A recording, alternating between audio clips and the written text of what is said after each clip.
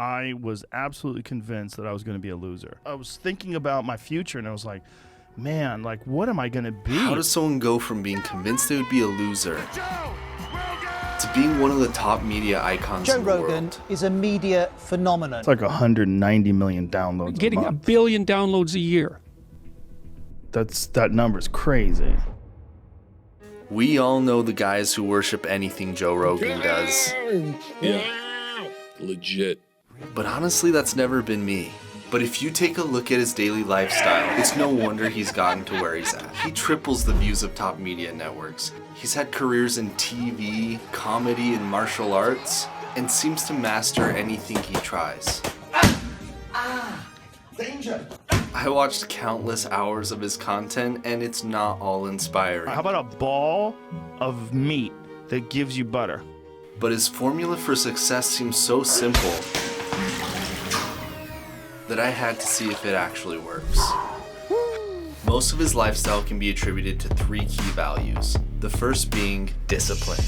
This is more than just your typical hustle mentality, and it starts first thing in the morning with either fasted cardio or yoga. But regular yoga isn't enough. How about doing it in a 190-degree sauna? It's just a 90-minute hot yoga class. Those last 20 minutes, I do not want to be there, man. That was so much worse than I thought it would be. His thought is that if you fabricate your own struggle throughout the day, then everything seems easier in comparison. We have been fed this line of horseshit that you're supposed to seek comfort, and I don't think you are. I cannot be happy unless I'm struggling. So he's using discipline in order to create more discipline.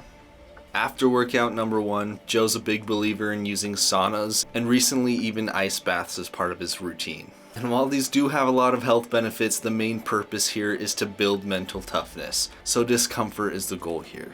Now, as if that's not enough, Joe usually gets in a second workout in the day, either kettlebell training or working with the heavy bag. It's pretty clear I don't have a knack for this. But I wasn't just failing physically. My mental toughness wasn't even close. Joe's second time ever doing the ice bath, he was able to stay in the water for 20 minutes and looked super cool while doing it. My first time in the ice bath, I gave it everything I had and was able to make it about 32 seconds, and also looked super cool while doing it. So I'm clearly not as good at discipline as I thought I was, so here's what we're gonna do. In order to complete this Joe transformation, I'm gonna keep doing the exercise routine. I don't have a sauna, but I did find an old chest freezer that I can convert into a home ice bath. Let's go. I'm also gonna start doing the carnivore diet, which Joe does each January for 30 days, to kick off his year with resistance. So no fruits, no vegetables, no carbs, just meat. Do you have any elk? No? Okay. I think most people could stop here and genuinely see a benefit to their lives. But discipline is just one of 3 essential parts. And the second part is curiosity. Demons be gone! By having such a wide array of interests, not only are people drawn to him as a captivating conversationalist, but this allows his audience to be virtually anyone. Now, originally I thought that curiosity is just something you have, but it turns out there are things that Joe does to cultivate his curiosity. Not that. I've always been curious, but I've learned how to be more effectively curious as I've gotten older. I had to form my own opinions on things, and I spent a lot of time by myself. And so spending a lot of time by myself, I found things that I was interested in, things that I was genuinely curious about, and I pursued those things. Now, being curious is easy, but effective curiosity means that it's focused towards a goal. So Joe explores his curiosity by learning from other people, It's very impressive, man. but he's very selective about what he makes a permanent part of his routine. If it doesn't make him learn or grow, he doesn't do it.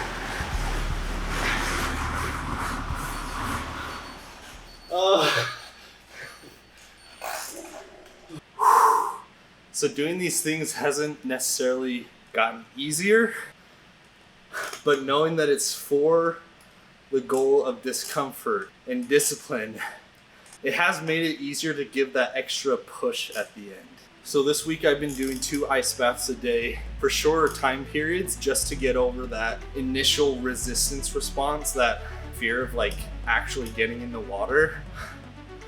I don't know, it's definitely been doing something. I don't know, it kind of just feels good. It feels like I'm building an identity towards someone who's just accomplishing things, even though these aren't actually directly related to my goals or my work or anything like that. So now, this isn't to say that everything you do needs to be a discipline building activity like Joe does, but being intentional about my curiosity led me to making connections with interesting new friends, and you might be surprised what you experience when you lean into your own curiosity. So whatever it is that you've been curious about, try to find someone who can let you into that world, and then you can decide to make it permanent if it makes you a better you.